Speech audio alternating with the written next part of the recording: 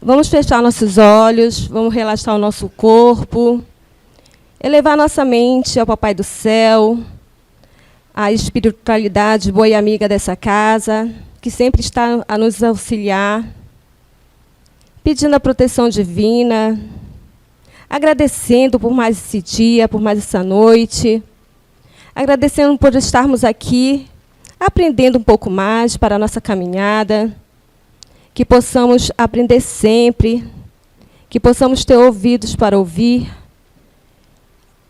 todas as informações, os ensinamentos que vão nos fazer pessoas melhores. Precisamos mudar a nós mesmos para depois mudar as pessoas ao nosso redor e levar sempre essa energia do bem, bons pensamentos, e assim fazer a diferença na nossa família, no nosso trabalho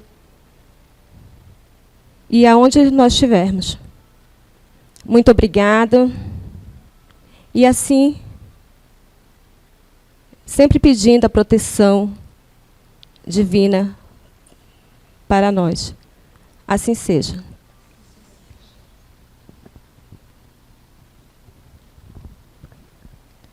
O homem de bem. O verdadeiro homem de bem é aquele que pratica a lei de justiça, de amor e de caridade em sua maior pureza. Se interroga a consciência sobre seus próprios atos.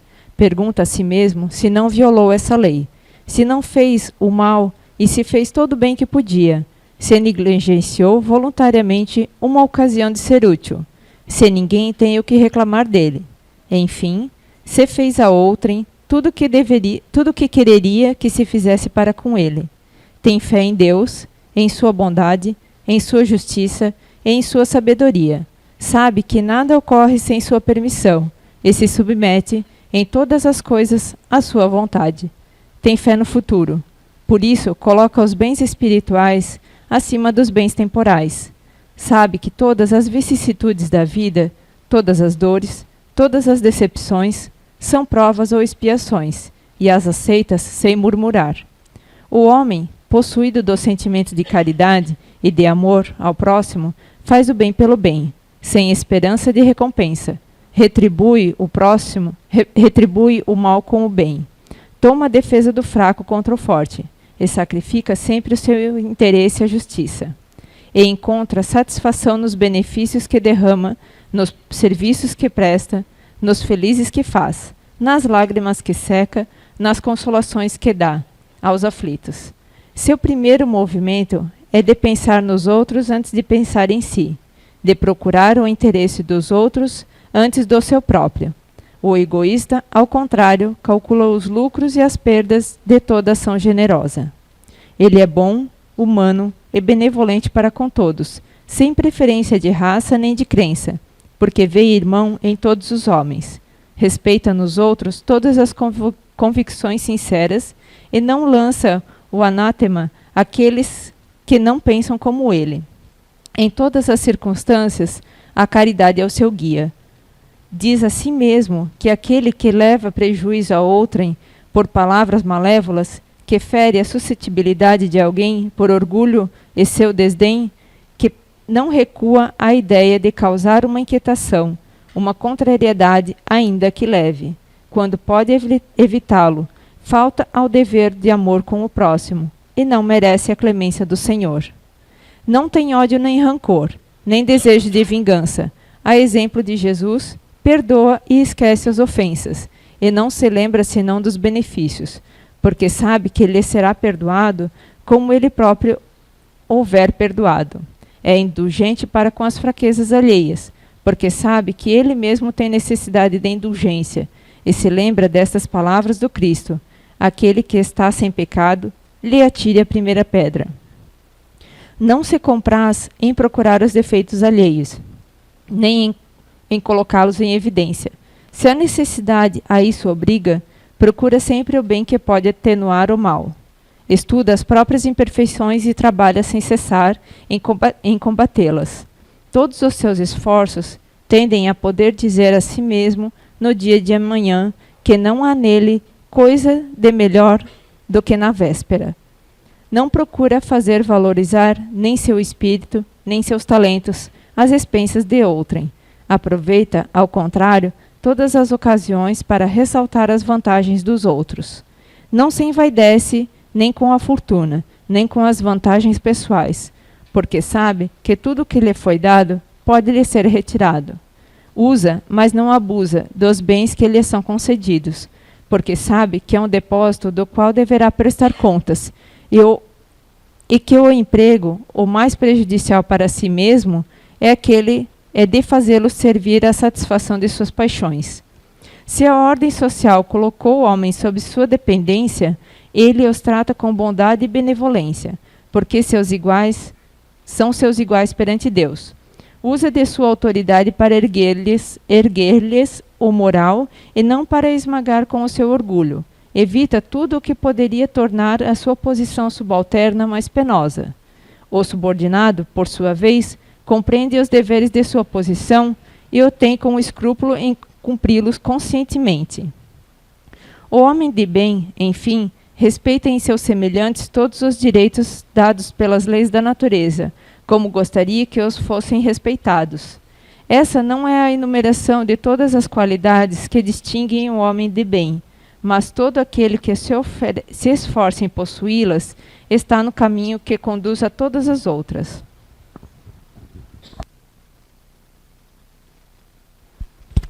Boa noite, tudo bem? Não existe, né? Homem de bem nesse formato, né? Em plenitude não, né? Mas a gente se aproxima, né? Passo a passo sobre esses valores. Então vamos lá. Conduta do homem de bem. Vamos tentar entender o que seria um homem de bem, né? Então, dentro de uma visão mais simplificada, seria um indivíduo que tem uma boa conduta moral, poderíamos dizer, talvez. Mas aí a gente teria que avaliar o que é moral, né? Moral na visão humana, social. A nossa moral social, ela é o conjunto dos nossos valores, né? Os valores sociais. Qual era a nossa moral há 200 anos atrás e qual é a nossa moral hoje? Né? 200 anos atrás, sei lá, uma mulher branca que casasse com um homem negro, ela seria imoral perante a sociedade, né? Pois era uma sociedade, a nossa ocidental, racista, né? Extremamente distinta nesse sentido das cores. Hoje já não se vê da mesma forma. Então a moral, ela evolui, ela muda à medida que a nossa sociedade, né, avança, progride, a moral humana. Alicerçado junto à moral, por exemplo, a moral religiosa. A moral religiosa humana, ela também segue preceitos parecidos. Né? Numa determinada religião, eu posso ter tantas mulheres, eu posso matar em nome do meu Deus, ou isso ou aquilo. Em outra religião, né, não querendo falar mal de uma ou de outra, mas, né, dentro da visão da moral religiosa, teremos a nossa perspectiva social incutida de diversas formas. Alienado à moral, então, o que teríamos? Né? Teríamos a tão falada ética. Né? O que seria ética? Ética seria uma conduta consciente, né, que vai além dos valores sociais.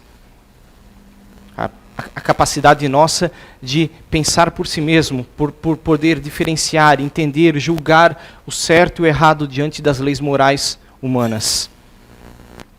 Para Aristóteles, né, a ética seria o caminho do meio. Né? Eu não comer nem de mais nem de menos, eu seguir um equilíbrio, eu buscar, né, ter uma visão equilibrada da vida e das coisas. No meio, no ambiente em que eu vivo, com as pessoas que eu vivo, sempre eu buscar ter aquele ponto de equilíbrio, a capacidade de interpretar nem de mais nem de menos, nem 8 nem 800. Né? É algo difícil, né? Algo exigente. Na visão kantiana seria o dever sempre antes da felicidade. Se eu tenho ética, eu sou um indivíduo que preza valores que tenham uma importância para o bem do próximo, que estão acima, né, de coisas básicas, triviais, e que eu ponho acima do meu desejo pessoal. Eu sou seu amigo porque eu gosto de você, não porque eu quero os valores, coisas que você tem para mim. Quando eu voto num político, nessa visão, Eu voto nele pela conduta, pela visão da vida, pela capacidade de agir desse político. Não porque ele vai asfaltar a minha rua, né? Porque ele vai fazer algo, né, imediatismo para mim. Não, eu vou fazer algo porque eu sei que a visão dele é uma visão que vai trazer um bem a todos, de forma que todos nos beneficiaremos. Então eu tenho ética quando eu voto naquele indivíduo. Eu tenho ética quando eu lhe trato bem, porque eu sei o valor que você tem para com as pessoas, o valor real de você como pessoa. Eu não quero usar você para um benefício próprio. Então isso vem dar um equilíbrio a essa visão de condição de moral. E mais tarde, né, nós temos o quê? Aquela coisa maravilhosa que foi o Espiritismo, né, que veio nos abrir a mente de forma tão lúcida, né, ao que seria, né, a conduta moral verdadeiramente. Mas antes nos trazendo valores e uma percepção do que seria realmente a vida e as leis da vida, o que seria o seu universo, o que seria Deus, né? Ele nos livrou dessa ótica do inferno. Então você não tem mais que fazer coisas por medo do inferno, por medo de você vai sofrer eternamente. O Espiritismo veio e nos libertou. Você é livre. Eu sou livre, nós somos livres. Nós podemos fazer o que quisermos, mas responderemos por nossos atos no seu tempo. Todo mal, toda dor, todo desequilíbrio que eu trouxer a alguém, ou a criação, ou as pessoas, eu responderei por eles. Então eu posso agora viver pelo prazer, pela felicidade, pelas coisas que satisfazem a minha personalidade, o meu ego, mas médio, curto, longo prazo eu responderei por isso, porque as leis que regem a criação são leis imutáveis, leis matematicamente equilibradas, que vão me monitorar ao longo da minha evolução. Então, né, eu planto, uma hora eu colho. Eu posso dizer que isso não vai ser agora, vai ser daqui 200 anos, então lá, né, quem vai se importar com isso? Mas aí, novamente, nós devemos ter o que? A gente sai um pouco dessa ilusão, né, do tempo. Né? A gente não tem uma percepção real do tempo, do que é a criação, do que nós somos, a nossa grandiosidade. Né? O quanto custa o tempo, a tudo que nos dedicamos, aquilo que deixamos de crescer. Um ato que hoje pode parecer satisfatório, que me faça felicidade, num dia pode me custar semanas, meses, anos. Né? E qual é o preço do tempo? Fugindo um pouquinho, tem uma visão, né, a ótica científica é uma expressão muito falada, que é poeira das estrelas, né? Somos poeira das estrelas, que é uma visão muito bonita na visão material do que é a criação. Se formos parar para pensar, todos os elementos que nos fornecem a capacidade de estarmos aqui organicamente existindo, carbono, hidrogênio, oxigênio, eles foram muito antes disso forjados no interior de grandes estrelas, estrelas gigantescas, que não há como mensurar o tamanho, cozidos dentro delas durante muito tempo. E parafraseando a Bíblia, né, um dia essa estrela deu a vida por você. Né? Quando ela se rompeu, esse material se dispersou pelo universo, formou suas névoas, e as névoas se condensaram e formaram os pequenos sistemas solares, onde esses sistemas solares surgiram os planetas e com o material necessário ao surgimento da vida então nelas. Pois no início da criação tais elementos ainda não estavam presentes nessa forma no universo. Então a vida surge na Terra. Então tudo que nós temos hoje, se você parar o seu organismo, o seu corpo, veio das estrelas, veio do interior de uma estrela. A matéria que forma a sua mão direita talvez tenha vindo de outras estrelas que formaram a sua mão esquerda.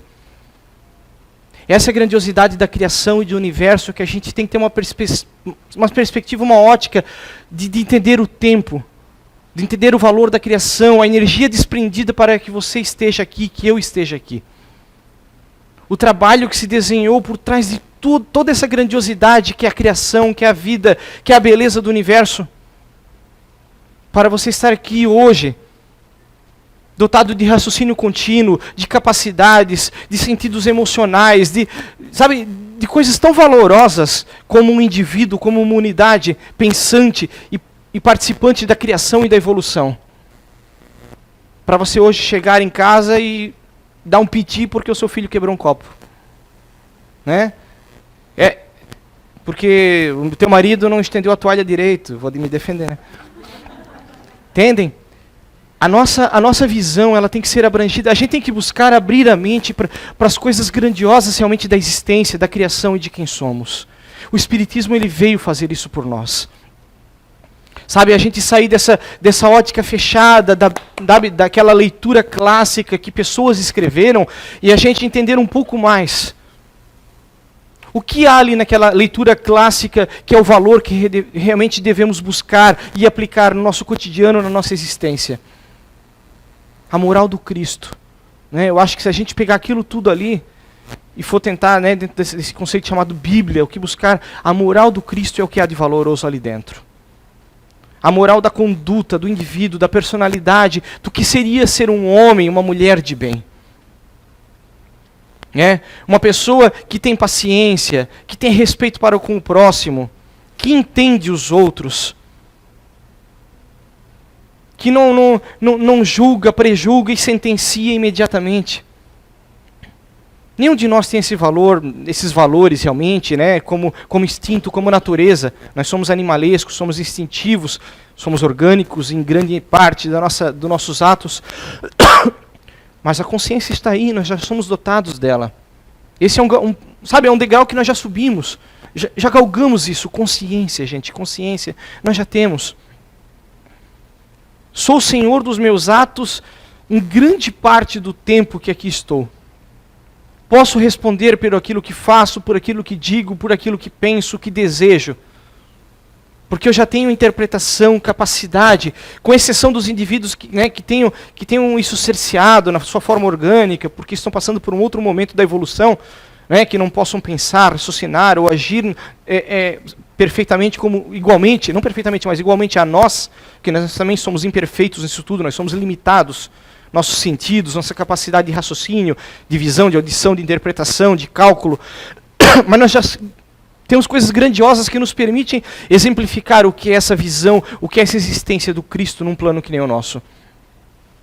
O que é eu ter a capacidade de amar alguém sem querer algo em troca, sem querer que aquela pessoa me ame verdadeiramente igual eu amo ela. Eu saber abrir mão, perdoar, entender o que as pessoas estão sentindo. Deixar de ser aquela pessoa que quando entra num diálogo, eu estou ansioso pelo momento de eu falar e eu expressar o que eu penso, o que eu acho, o que eu digo ou o que eu fiz. Né? Eu estou com alguém, estou contando uma história da infância, uma arte que aquela pessoa está me contando que ela fazia quando pequena, eu não estou nem ouvindo, só esperando ela parar de falar para contar o que eu fazia também. Integrar-se, fazer parte das coisas, dos ambientes, dos sentimentos e da informação que trocamos uns com os outros. Saber absorver o conhecimento que os outros têm para nos passar. Respeitar isso. Quando chegamos numa empresa, num lugar que tem uma pessoa que trabalha há mais tempo, não chegar achando que aquela pessoa está errada, que ela não sabe nada e que eu tenho tudo para fazer naquele local. Talvez a experiência daquela pessoa possa me ensinar algo que eu não sei sobre aquele ambiente, sobre aquilo, tudo que eu vou experienciar de novo. Deixar de ser esse copo cheio que nós somos constantemente. Esse copo cheio simplesmente ele é a manifestação do nosso ego, do nosso personalismo, do eu o tempo todo, dos meus achismos, daquilo que eu sou. Porque eu também sou resultado do meio em que eu cresci, em que eu fui educado, em que eu aprendi. Eu tenho valores essenciais que me acompanham, do meu processo evolutivo. Mas agregado a isso, eu tenho valores e preconceitos que eu adquiri naquela moral em que eu cresci, em que eu fui educado. Nos dias de hoje, teremos muitas pessoas que são racistas, que odeiam pessoas de outra cor, que ainda têm esse sentimento, mesmo nos dias de hoje. Por quê? Porque o ambiente, a forma com que ele foi criado, educado, os sentimentos que foram passados, talvez experiências que ele tenha tido com determinada pessoa, levou a ele a estar daquele jeito, porque ele não é daquele jeito. Então percebemos que nós temos defeitos, muitos defeitos na nossa personalidade, na nossa característica atual. E esses defeitos, eles têm que ser controlados, monitorados, consertados. E aí é que entra o quê? A autoanálise, né? Que o Espiritismo nos pede tanto. Eu parar diariamente para analisar os meus atos, meus pensamentos, as coisas que eu fiz ou deixei de fazer. Dentro dessa ótica grandiosa, dessa visão da moral do Cristo, eu perceber que tudo passa, né? Que tudo tem um tempo nesse plano. Tudo, esse universo ele teve um início e vai ter um fim, né? Há um tempo para ele. E eu só estou passando por aqui nesse tempo. Tudo que está aqui é transitório. Juntamente com o meu corpo, com as minhas experiências, com essas coisas, né, que eu acumulo com para o meu crescimento individual e coletivo. E como isso tudo passa, esses meus conceitos, essas coisas que eu penso, acho certo, também passam. Os meus atos instintivos, grosseiros, fora de hora, ou de forma injusta, vão passar também. Em algum momento a minha consciência vai se elevar. Em algum momento no futuro eu vou olhar para trás e vou ter vergonha dessas coisas que eu fui, que eu passei, que eu fiz no passado. Mas também eu vou entender que era processo do meu crescimento.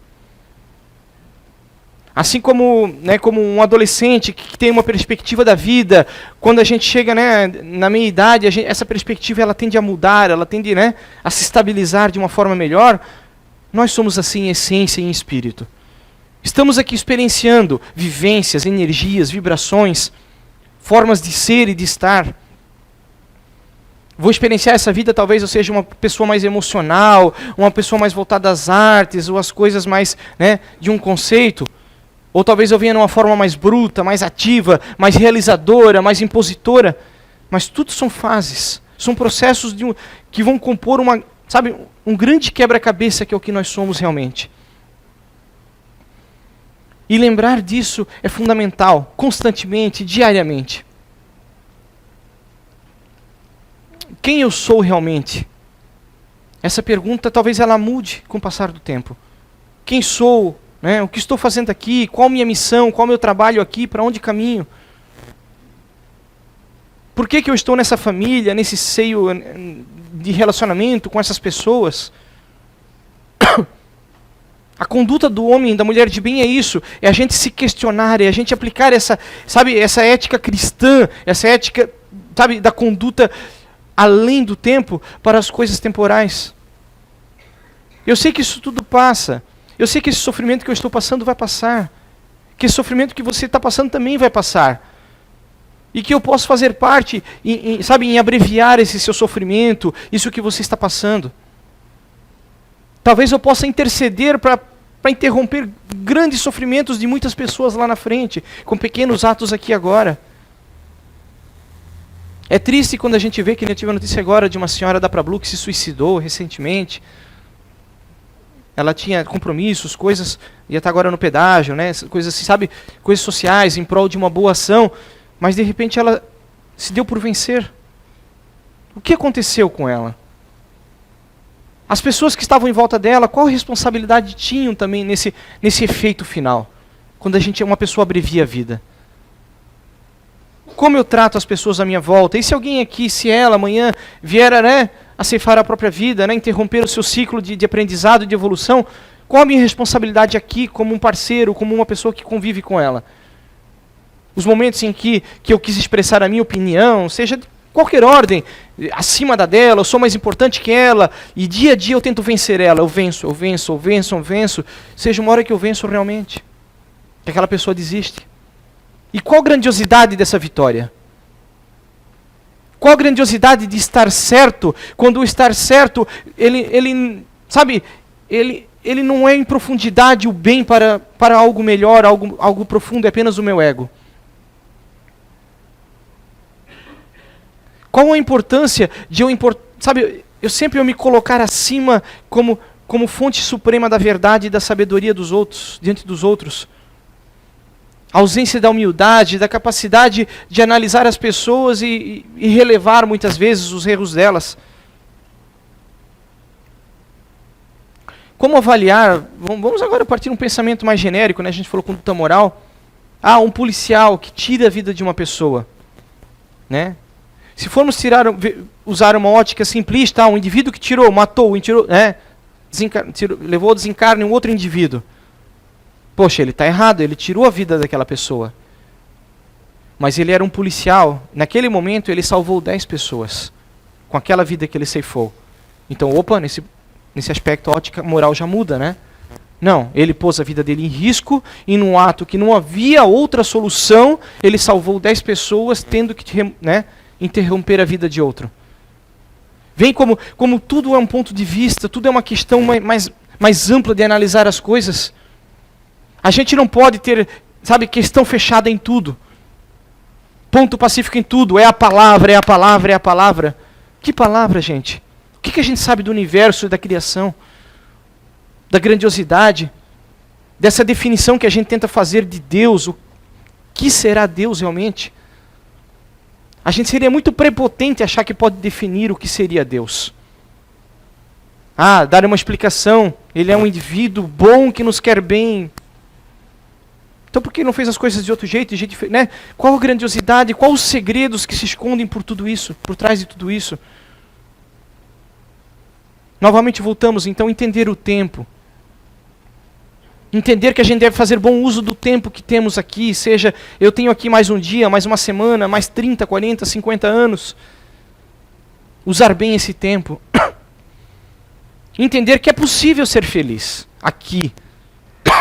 Nós não viemos para sermos, Francisco de Assis necessariamente, você abrir mão de tudo, abandonar tudo, você vai viver em extrema pobreza, porque somos diferentes, sentimos diferentes, de formas diferentes. Agimos de formas diferentes. Então a cada um, dentro do seu universo, dentro do seu pequeno, da sua pequena realidade, a gente deve buscar ter essa postura do indivíduo do bem. Dentro da minha realidade, o que eu consigo mudar, o que eu consigo fazer. Até que ponto eu posso transformar uma forma de pensar, de ser, as preguiças que eu posso tirar da minha realidade. Essa minha insistência de uma forma cotidiana de viver, para alguns de nós isso é natural, ter um padrão, ter uma rotina. O meu padrão de personalidade é assim. Eu gosto de estabelecer rotinas, as coisas daquele jeito. Eu tenho um monte de coisa num lugar que eu sei que eu não vou usar, mas se um dia precisar elas vão estar ali, porque eu gosto de guardá-las ali, elas estão ali. Né? Então até que ponto isso é prejudicial aos outros ou não é prejudicial? Até que ponto eu guardar pólvora no fundo de uma gaveta pode ser prejudicial ou não? Porque um dia eu posso precisar daquela pólvora, mas ela está ali, pode pegar fogo, explodir a casa, matar todo mundo. Né? Entendem? A minha forma de ver a vida, ela nem sempre é a mais correta. O meu instinto inicial pode estar errado. Ou não. Só que isso somente uma visão clara da vida permite. Então ler, gente, estudar. Nós estamos numa era fantástica, uma era que nós somos um ponto de transformação. Nós estamos ali, nessa sociedade que vivemos. Nós temos acesso à informação de maneira como que, volte aí 30 anos no tempo, isso não existia. A maioria de nós aqui, claro, há pessoas que não têm esse acesso, mas a maioria de nós aqui, pelo menos todos vocês que estão aqui hoje, vocês têm acesso à informação de uma maneira, que é algo que não dá para descrever na história da humanidade. Você quer entender algo, saber algo, buscar algo, você vai ali, você tem a informação. Pode ser que ela não seja verdadeira, então cabe analisar, aí cabe novamente a lógica, a razão, o bom senso, buscar outras fontes, mas você tem acesso ao conhecimento. Eu quero construir tal coisa. Há um tempo atrás isso não era possível. Há um tempo atrás seria necessário muitos anos de estudo. Eu vou construir tal equipamento aqui, um equipamentozinho eletrônico bobo, alguma coisa. Vou fazer um carrinho controle remoto. Hoje você vai ali, você tem acesso à informação, tem aulas práticas. Você em 2 dias você tem ali tudo que precisa para pegar e fazer aquilo. Imagine no passado o quanto era difícil para as pessoas isso. Buscar materiais, buscar livros que tinha que ler, você não entendia nada, fórmulas de resistência, disso e daquilo, etc. Radiofrequência. Percebem como as coisas estão ficando facilitadas e ao mesmo tempo a gente não está valorizando isso.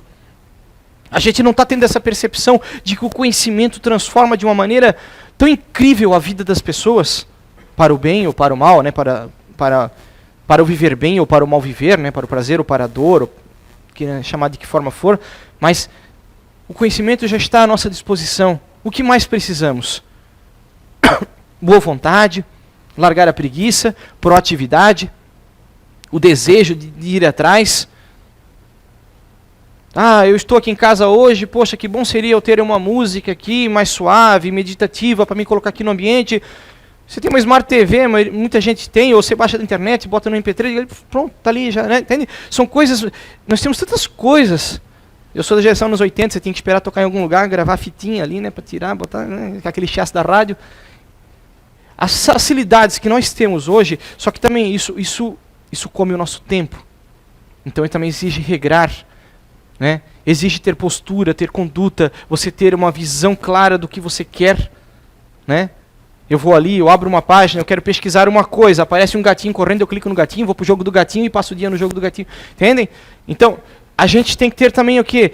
Sabe? Regrar-se, ter uma percepção. Eu tenho que realizar coisas, domar o tempo. Voltamos ao tempo sempre. Qual o tempo eu posso despender para cada coisa?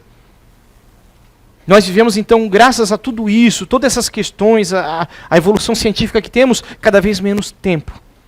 Menos tempo para nós, menos tempo para a autoanálise, menos tempo para um convívio, para um diálogo, para uma conversa.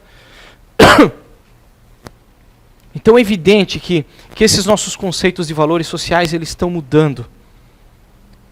Querer prever como nós estaremos, a nossa moral social daqui 30 anos, 50 anos, é muito difícil.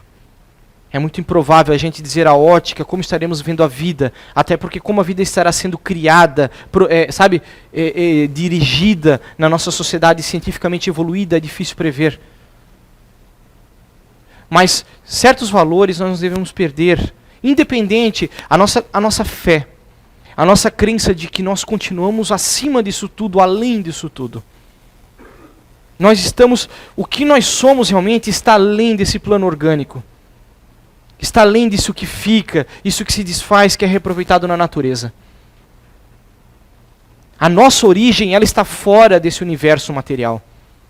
A nossa origem, ela parte de algo grandioso, algo fantástico e indescritível. E essa nossa origem, ela segue adiante, além da linha do tempo. Bom, gente, acho que é meu tempo.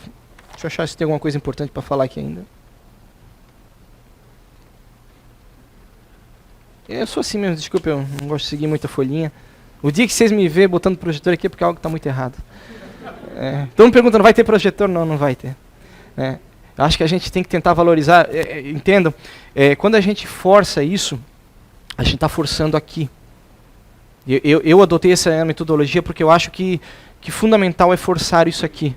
A gente desenvolve algumas características mentais e quando a gente fica na dependência da leitura contínua, certas coisas a gente perde. É que nem você se preparar para um curso, se preparar, né? Eu acho assim, a palestra, quando eu vim dar aqui, não é para ninguém, é para mim. Isso é fantástico para a nossa parte como indivíduo. E vos convido, um dia venham dar palestra aqui, gente. Participem da comunidade espírita com pessoas de bem. Troquem ideias, venham para os cursos. Sabe? Essa relação que a gente desenvolve aqui, isso fortalece uma energia, sabe? Que nos prepara para coisas melhores. Quando a gente estuda o Espiritismo, a gente vê que há uma regência, há uma sintonia, algo que coordena, sabe, essa inteligência que aqui trabalha no plano físico. E não queremos simplificar com espíritos de luz, ou isso, ou aquilo, é algo muito maior, gente. É uma energia inteligente que se dirige diretamente ao Criador. E essa energia a gente deve desenvolver ela, a gente deve trabalhar ela continuamente. É dentro dessa energia que os espíritos do bem, de luz vêm e trabalham. É dentro dessa sintonia que a gente tem que buscar. Muito mais em dizer, quando eu sair daqui, eu serei tal sim, eu serei tal assado. Eu serei muito satisfeito se ao sair do plano físico, eu for eu mesmo e estiver feliz comigo mesmo. Não esperar coisas grandiosas, porque nós não somos tão grandiosos ainda. E a gente evolui muito nesse plano. A gente aprende muito, a gente realiza muito. A pergunta simples, por que a gente tem que encarnar para evoluir? Por que eu não posso evoluir fora de um plano físico? Por que eu preciso de um corpo denso, sujeito a dores, a limitações? Um cérebro limitado, raciocínio limitado. Por que eu preciso? Porque é um passo por vez, a gente tem que desenvolver certas habilidades, certas características. Uma vez desenvolvidas, daremos passos maiores. E esse corpo que nós ganhamos, que você ganhou, Ele é fantástico nesse processo, ele é fundamental, ele é uma ferramenta para a sua evolução, para a nossa evolução. Então fazer bom uso dele, respeitar o que comemos, respeitar as coisas, sabe, que fazemos, o tempo que dedicamos à saúde, à natureza, à vida, isso, sabe, é responder ao universo. É responder a essa energia superior, sabe, que se transforma continuamente por nós. Que se dedica por nós fora do nosso tempo do surgimento. Imagine o tempo do universo, os bilhões de anos para você estar aqui hoje agora. Toda a energia despendida, tudo que foi despendido por você. Seja grato por isso. Muito obrigado, uma boa semana a todos.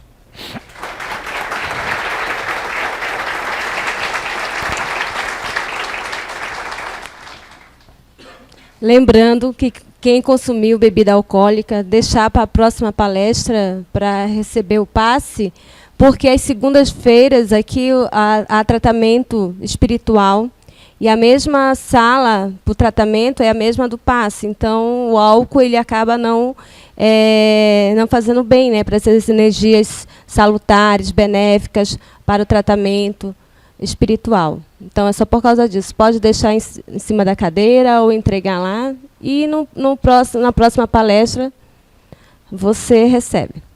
Tá bom? Então, agora o Fábio vai finalizar. E obrigada.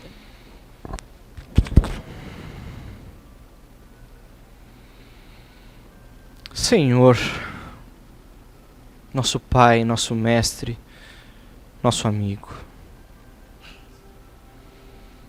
Quão grande é o dom da vida, quão maravilhoso estar aqui, entre amigos, entre irmãos. Que maravilhoso é o dom da vida, o poder estar aqui a cada dia, num novo aprendizado, numa nova experiência, num novo desafio. Que bom quando estamos de mente limpa, lúcida, apreciando as coisas boas da vida. A chuva que nos vem refrescar. O brilho do sol que nos inunda ao amanhecer, lembrando das energias da vida. A brisa que transforma o ambiente. Nossos irmãos menores, habitantes da natureza e de todo o ambiente, que nos mostram a grandiosidade da diversidade, dos diferentes níveis evolutivos da existência, da beleza da criação. Obrigado, Pai, por tudo que nos ofereces. Perdão quando agimos de forma grotesca e ignorante, pensando apenas em nós mesmos. Perdão quando esquecemos da importância do partilhar e doarmos-nos. Quando esquecemos que o tempo é curto, ao mesmo tempo que é infinito. Perdão quando desistimos de amar,